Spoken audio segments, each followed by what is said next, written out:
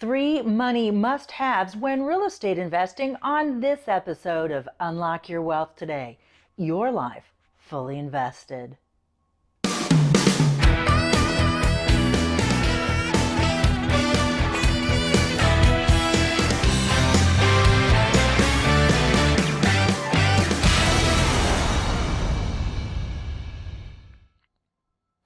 Welcome to Unlock Your Wealth Today. Your life fully invested. I'm your purveyor of prosperity and host, Heather Wagenhals. And on this episode, I'm making success simple by giving you the three must-haves you need to have when it comes to your money and real estate investing. We're going to work through those on this episode, and stay tuned through to the end because I have some really great free resources for you. Actually, that would be three of them. Three great resources, and you have to go different places to get them. So that's why you want to stay with us through the entire broadcast. Now, for those of you who have been with us since the beginning of the season with our Keys to Riches financial philosophy, good on you. Congratulations. We're almost there. The finish line is in sight because we're on our 10th key in the Keys to Riches financial philosophy, which is remember real estate. Now, if you are joining us for the first time, welcome to the show. I'm thrilled to have you here. And this is a great opportunity for you to jump in. It's baptism by fire, so you'll have to stick with us through the next few episodes as we begin our new season for the fall, coming up in just a few weeks, as a matter of fact. The Keys to Riches, for those of you who are just joining us for the first time, is my financial philosophy that's a baker's dozen of financial concepts that teach you how to think like the rich and be in control of your own money. It also gives you specific techniques to create or fix your credit, eliminate debt, save and invest, all while transforming your current financial habits into healthy money management skills. And we do this one key at a time, 1 week at a time here at the Unlock Your Wealth show. And I'm really thrilled because those of you asked really good questions. If you were on Clubhouse at 11 a.m. Pacific on Wednesdays, it's an Ask Me Anything show, but we also go in depth into the key, more so than we do on this show, because we can get into the nitty gritty and address the key and your questions and integrate those so it gives you specific direction. So be sure to put that down at Unlock Wealth on Clubhouse. Join us Wednesdays at 11 a.m. Pacific. You can ask me anything and we'll detail the key for the week and help you overcome your personal and professional challenges when it comes to eliminating debt and building wealth. And again, that's why you need to stick with us. So this week's key is remember real estate. And I love real estate investing because it's what's truly catapulted me and been able to help me build wealth more rapidly. And the reason why is you have the power of leverage that allows you to invest like a baller without having to be a baller to get started, because you have the power of leverage. So every dollar you invest in real estate, you go and have somebody called a lender give you like 10 more. So now you're just amplifying your ability to create cash flow and capital appreciation, my two favorite C words, because those words are what we build wealth upon. So let's get into these three money must-haves. So when we have to apply for leverage, if you're not already flush with cash and getting ready to start real estate investing, you have to use leverage. And so we're going to figure out today how to determine where we are financially and how close to or far away from real estate investing we are, because we're going to use underwriting guidelines. It's really simple. I don't know why no one else teaches this, but I'm going to share with you that as an underwriter for both mortgages and other types of secured assets, that you have to give a lender a level of comfort for them to hand you over a big pile of cash, because not always is it their cash. When you're talking about institutional level lending, like at a bank, you're going and using other people's money. Other people have given their money. They've put it on deposit to trust that lender to make effective decisions to generate a return.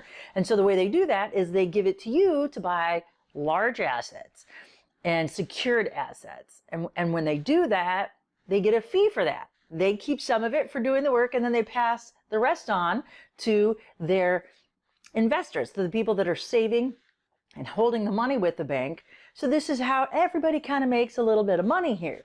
Now, typically, when you pay interest, you're not making money. You're facilitating others' wealth. But if you can use that leverage and be able to take that and exponentially increase its value, now you've got a return for your investment where, again, you get to scrape a little piece and you pay off the mortgage and you go down the road and then you do it again and do it again. And you want to do it a couple of different ways. Again, we both want capital appreciation and we want cash flow. So think of capital appreciation in the simplest sense as these are your fix and flippers. They're putting up X to earn Y. And so they're going for big chunks at a time. Then there are people that have investment properties. Rental real estate is an example of cash flow. So you want to have a healthy mix of both capital appreciation and cash flow to build your wealth systematically over time. So the 3 C's that you need to know actually are part of the 4 C's for mortgage underwriting. And the 4 C's are character, capacity, capital, and collateral. But only 3 of them you have power to change. So I'm going to eliminate the first one, and we'll talk about that right now. That would be our collateral. So when we think of the asset that we're using to secure the loan, meaning, okay, I want to borrow this amount of money, and if I don't pay you back, you can take this asset. So the collateral part is just about what the value is of the asset. The value isn't, oh my gosh, I've lived here for 20 years and I've raised my children and I'm attached to this property, so I think it's worth more than what it is. This is not willing buyer, willing seller negotiating freely in an open market. Only appraised value matters when it comes to real estate. So if you, especially in today's market where it's a seller's market, if you overpay for a property, if typical market prices are, and I'm going to do this so the math is easy, $100,000 and you pay $120,000 for it, willing buyer, willing seller, negotiating freely, open market. But the lender looks at the appraisal, and the appraisal only goes on appraised value. And there's a bunch of different ways to approach that number, and we're not going to get into that in this episode. But appraised value is what it's worth. So if your property only appraises for $100,000, even though you negotiated above market for $120,000, the lender is only going to lend on that $100,000. So if you did negotiate $120,000 and you only get a percentage, let's say you only get 90% loan to value, so you have to come up with that 10% difference, which would be $10,000, and then you have to come up with that premium that you're willing to pay for the property that you negotiated for. $20,000. So you have to come in now with 30. So that's why collateral is what it is. So it's not an important, it's important in the sense that you're buying an asset that has value, but you don't have any control over it. The other 3 must-haves you do, and that's character, capacity, and capital. So capital is what you think it is. It's your down payment, but it's also something else.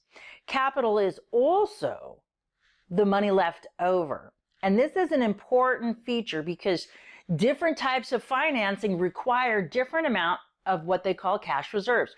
And the cash reserves are the amount of the mortgage payment and specifically your whole housing ratio. So it's going to be your mortgage payment of principal and interest. It's also going to be taxes and insurance and homeowners association fees if you're buying in one of those neighborhoods. So your whole housing obligation financially is going to be a particular, let's say it's $1,000. Again, I need to do math easy. So some lenders only require 2 months worth of reserves. Many government insured loans require only that 2 payment minimum. But then conforming conventional will require 4 or more. And if you're doing non-conforming loans, out of the box, creative financing type of stuff, you might have to have at least 6 months worth of what they call cash reserves left over. So this is a must-have when it comes to real estate investing. Now, the next one is your capacity. And this is going to help dictate your affordability. And this when we think about these 4 C's, character, capacity, capital, and collateral, we call them layers of risk. And the reason why we refer to them as layers is because we can be not strong in one and overly strong in another, because what we have to do again is give that underwriter confidence that you're going to be able to repay the note. So if the property appraises and you have the capital you put down, which is skin in the game, a reason not to walk away, because the difference is the risk on an investment property is much larger for the lender, because if you're not living there, if you lose it, yeah, it's gonna hurt. Couldn't afford that spanking, but I'll survive. Why? Because I still have a roof over my head. So that's why underwriters are going to be really diligent and look for the different layers of risk. And so, oh, well, they're not putting enough money down. Let's look at these other areas. Maybe they have huge income. That's your capacity. So when we talk about capacity, we're talking about our ability to repay the note. All right. And so this is how much money we make every month from our own blood, sweat, and tears. But it is also the money that we make from our investments, child support, alimony, separate maintenance. All of those things play into that factor of how much capacity we have. So the lower our debt ratios are, which what we'll get to when we chat with the last C of the must-haves, we'll be able to determine if this is a good risk for the lender or not. Are you maxed out on all of your credit, on all of your debt, like the monthly payments? Is your income shaky? These are all the questions that get answered with this layer of risk. So your capacity has to be dialed in, on the job for a long time, and also spending less than you make. That's a key right there. So that's what a lender is going to look for in this layer of risk. And our last C, which is where everything kind of starts, but it's the biggest one that needs some discussion, is our character layer of risk. And simply, this layer of risk is our credit report. Why is that? Why is it called character? Because how you have paid your obligations in the past is likely how you're going to pay them in the future. Why is that? That's the whole premise of this show, because behavior is consistent. So if you're a slacker, you don't pay your bills on time, even if you have the money, if you're not conscientious and making those payments when you're supposed to be making them, that's going to be reflected in your credit report. So it's like a character report. All right. It'll be able to determine if you've had financial hiccups, or if you're just a slacker, or if you're maxed out. Maybe you're heading for a financial crisis, and because you're in the midst of it and you're dealing with all of this physiology you've got going on, a whole bunch of denial. That blanketed denial is so warm and fluffy, and it really helps protect us from the emotional pain, but it's not really good for us because it's what helps us get into trouble. So this character layer of risk can indicate to someone who is an objective third party looking in, because again, they're not involved in it, they'll be able to determine how creditworthy you are. Are you diligent with your bills? Now, I always like to joke and say that, the credit report is kind of like how they talk about mutual funds. And they always say that past performance is not necessarily indicative of future results, but it's a good indicator. And that's what it is. So if you have challenges financially, most of the problems that we have with money don't necessarily have to do with money, and have everything else to do with our choices. So if we have these issues, we need to get started working on them. Now, these layers of risk blend in order to determine affordability. And I have an amazing affordability worksheet that I want to give to you at no charge, free, gratis. It is my gift.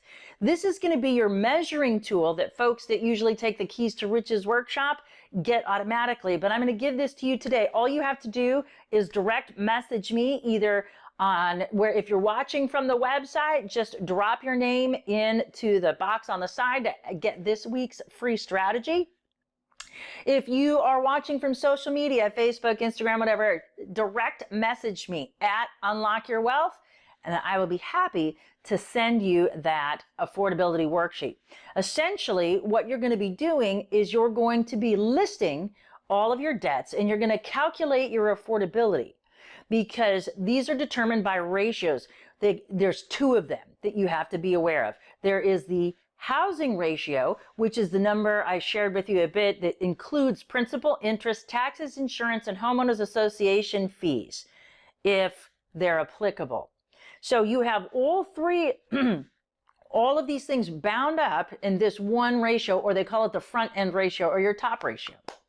Then you have this second number that is the housing obligation and all of your other debts, or what we call the total debt ratio.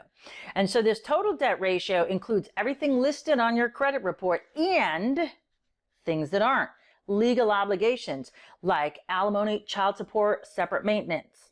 If you are divorced and remarried and applying for a loan, they're going to request a copy of your divorce decree, because they want to see if you have outgoing payment obligations, because that's going to come off of your affordability.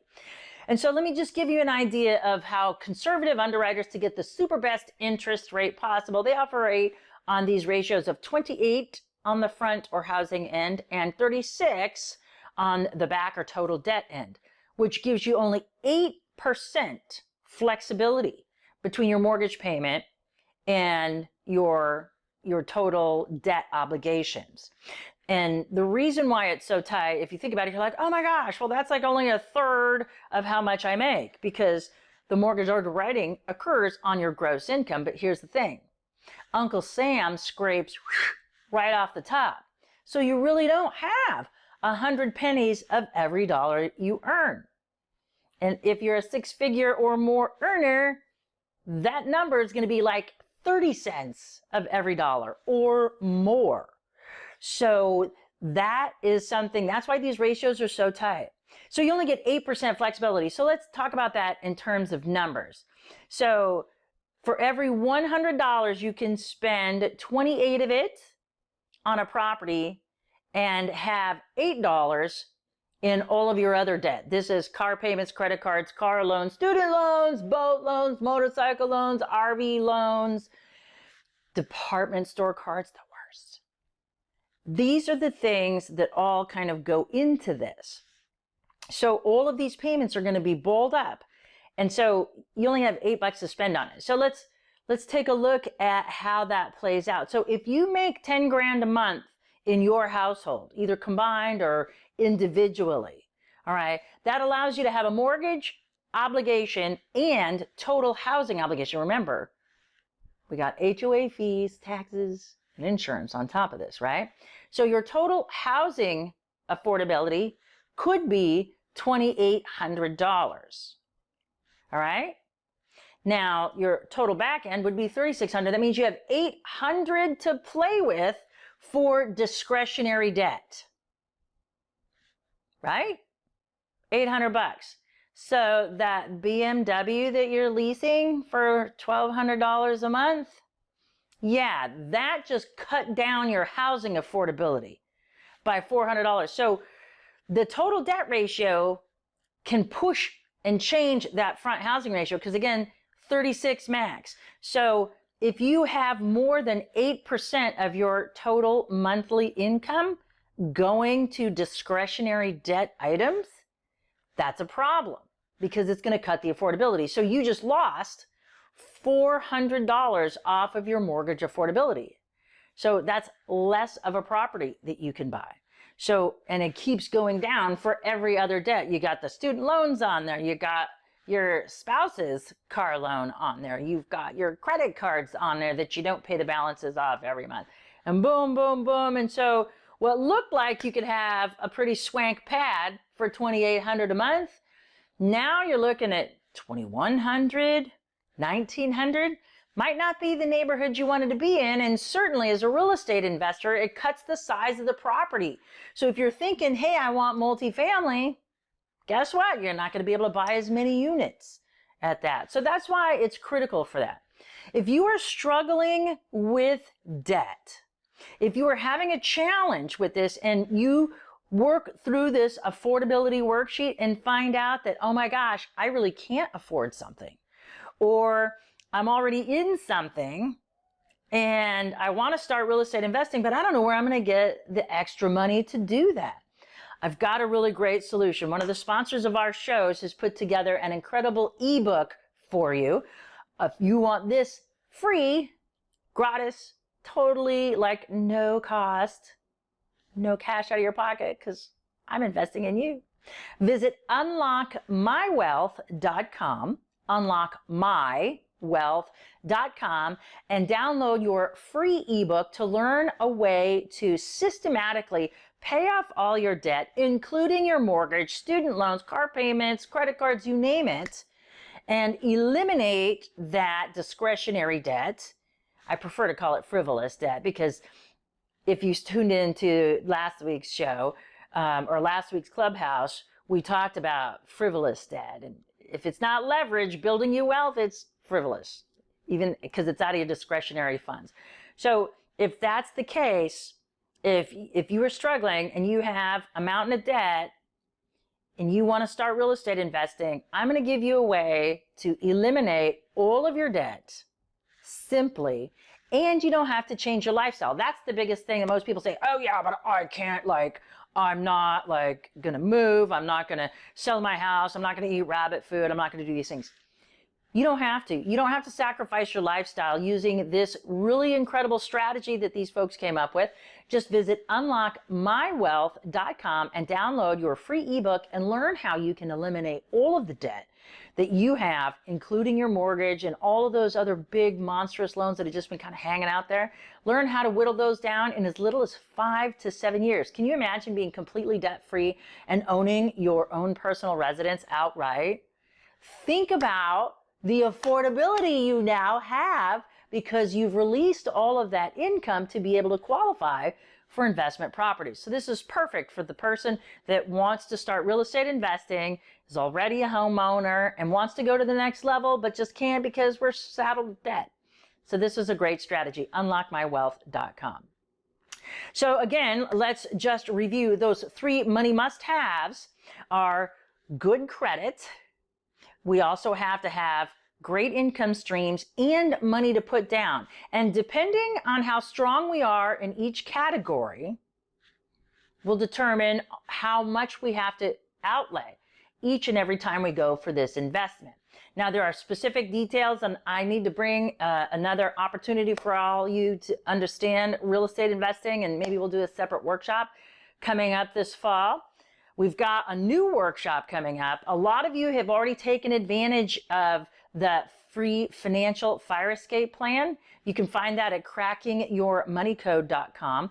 If you haven't downloaded it already, this is a great way to anticipate those unexpected expenses that might require some contemplation and decision making.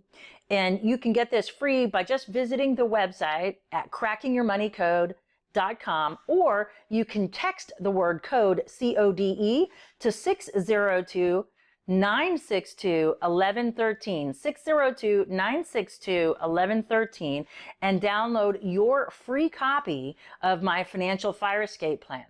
A number of you that have downloaded it want some specific attention, and I'm going to do a 3-day workshop coming up in, I don't know, I think it's October. I'll have to check the dates. But if you visit crackingyourmoneycode.com and download it, I'll let you know if you want to take your financial fire escape plan to the next level, or you want to be able to have your questions answered regarding this financial fire escape plan, how to fill it out, where to go for certain resources to be able to determine the information you need to make some of these more difficult decisions, but they're decisions that need to be made while you're in your highest resource state. When you're already engaged in an emergency, it's not a time to make decisions. You can't access that rational, critical thinking, reasoning part of your brain when you're under duress. So we need to make those decisions about how we want to live our lives, and the decisions that we need to make that are those tough decisions when it comes to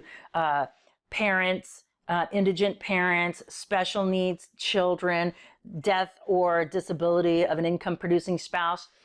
we have to have strategies in place so we don't worry about them, because if we're busy thinking about them but not creating solutions, worry, like they say in The Spanish Prisoner, one of my favorite films, is interest paid on a note that never comes due.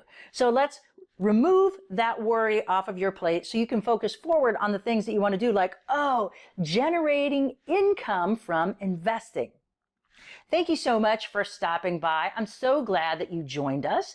And for this week's key strategy, remember, just direct message me if you have found value out of today's episode and you're viewing from social media. Please bookmark this show for future reference. And Jim Rohn, well, the late Jim Rohn, unfortunately, one of my co-authors from way back in the day for Yes You Can, and the 7 Elements for Self-Empowerment, said that you are an average of the top 5 folks that you hang around with. So when you lift up others, so too you shall rise. So if you got value out of this, bookmark it, share it, comment on it. Let me know what you thought about this episode, what was great, what you would like to hear more of the next time we address this key, our Remember Real Estate key. So again, thanks so much for stopping by. For more great resources, tools, and interviews from the hottest minds in personal finance, professional development, from investing in all kinds of things, whether it's crypto or we talk about investing in real estate like today, or the stock market, for all of the great minds that can share their knowledge about how to build wealth, just visit unlockyourwealthtoday.com. That's unlockyourwealthtoday.com. Thank you so much again for stopping by. I'm so grateful for your time today. I'll look forward to seeing you next week. We've got some more great interviews coming your way from Freedom Fest. I'm Heather Wagenhals, and I'm making success simple for you. Now go out and unlock your wealth today. UnlockYourWealthToday.com is produced by Heather Wagenhals and the Unlock Your Wealth Foundation. Unlock Your Wealth Today and affiliate brands are copyrighted 2021 by Heather Wagenhals, all rights reserved. For more information about the Keys to Riches financial philosophy or this week's free strategy, please visit UnlockYourWealthToday.com.